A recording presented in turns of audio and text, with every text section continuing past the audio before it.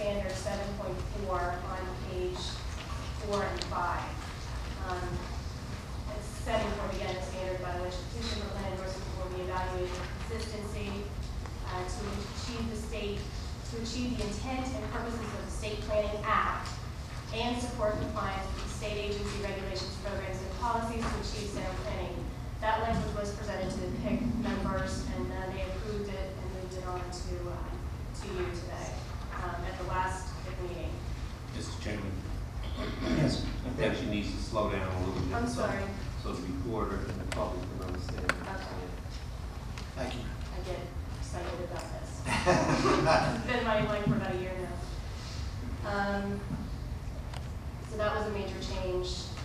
Another major change was to clarify exactly what a petition is for the public as well as the state agency, the state planning commission members. A petition is, there exists the municipalities, counties, or regional agencies' existing planning documents, self-assessment report. Let's just, can you give us a citation? Oh, I'm sorry, page 7.7, plan endorsement petition. So again, it's the existing planning documents, which is listed in the guidelines as to what we mean by that.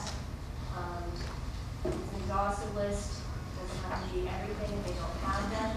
It says what exactly they have for us to review. Self-assessment report, which is template on the website in order to help municipalities at this point go through the self-assessment report.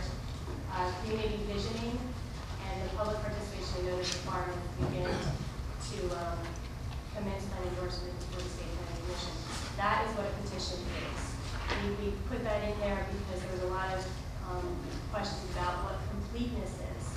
We no longer have completeness in our process. What we have is, this is what the petition is. If you do not meet the standards that we've set out for each of these exercises, the documents of self-assessment for community vision, that will be carried over into the second part, which is the action plan. So every action plan may look different depending on where a community is or where a county is. But again, we're not saying they're complete. We're just saying, okay, we have what you think is a petition, but if it does not meet our standards, it will be carried over into the action plan. And the first part would be, we need these documents. If you did not have all of them, or you need to complete a self-assessment report, you need to do a better job of completing a self-assessment report or something, that'll be in the action plan. So we're just clarifying that with the plan endorsement petition. Is everybody following me okay? We have the process document. You can look at our different stages. I'm sure you've all been looking at this for 6 months now. So I'm just going through the exact changes that have been made since the PIC meeting. By the way, if anybody has any questions as she goes along, please just don't hesitate to ask. So that was a big change. With the rule, again, I'm just focusing on the rule right now. The process, the rule is focused more on the process, so there wasn't too many more changes, except step 2. We've actually created instead of a 9-step process, we created a 10-step process. In working with one of the municipalities, it was clear that the Plan Endorsement Advisory Committee was confusing because it was incorporated into the self-assessment phase of plan endorsement, but it wasn't the intent that the advisory committee would just be to prepare the self-assessment template, but to actually guide the municipality through the entire process, so that we pulled it out and made just step 2 its own step, the creation of the Plan Endorsement Advisory Committee. Is that memorialized in the regulation, or is that just here in an attachment, the 2-pager? It is in the guidelines. Yeah, and it's some kind of a rule about the Plan Endorsement Advisory Committee.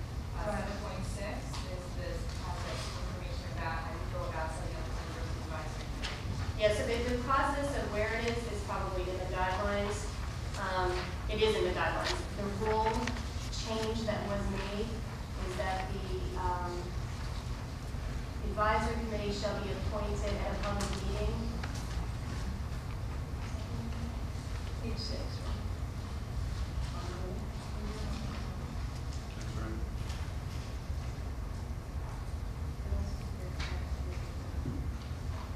No, okay, so I'm sorry, I was jumping into the guidelines.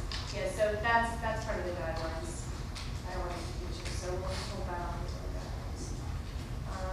As far as the rule, the other major change that was brought up by the Department of Community, Department of Environment Protection was that the monitoring 7.18, page 16 and 17, about the monitoring of endorsed plans, that was changed to C.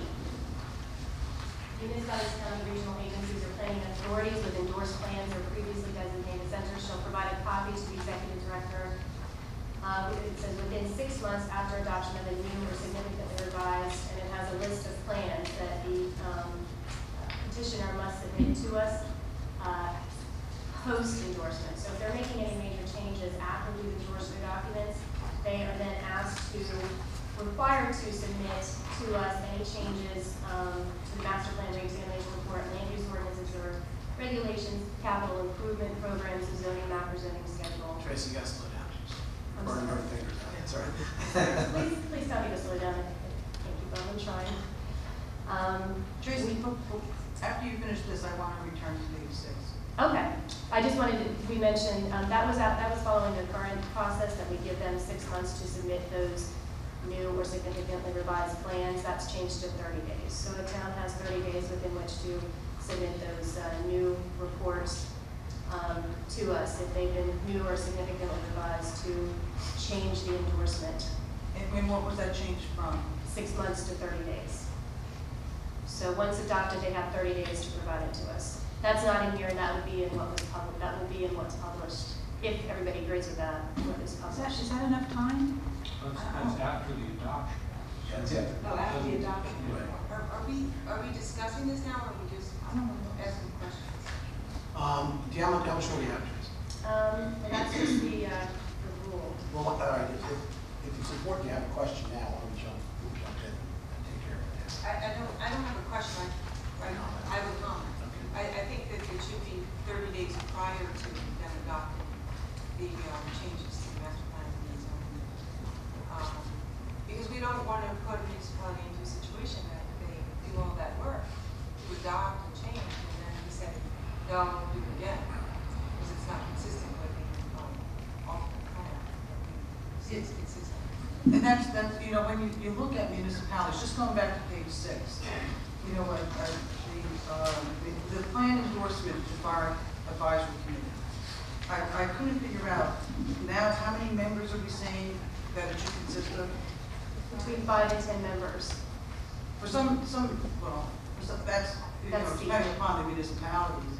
It's so tough, even at the planning board level, to get 5 people to volunteer and spend the time. I know we're and with processes, this committee doesn't really have any power, they're just an advisory, so then they go present to the planning board, and the planning board then goes to present to the mayor and council. You're talking about 3 of them public hearing, and upwards of 15 people in a municipality, 20, how many people, and the time it takes to get from public hearing to public hearing to public hearing. Usually, if you have a public hearing of the plan advisory committee, then if they adopt it, it takes 30 days to get to the planning board. And if they adopt it, it takes another 30 days to get to the mayor and council.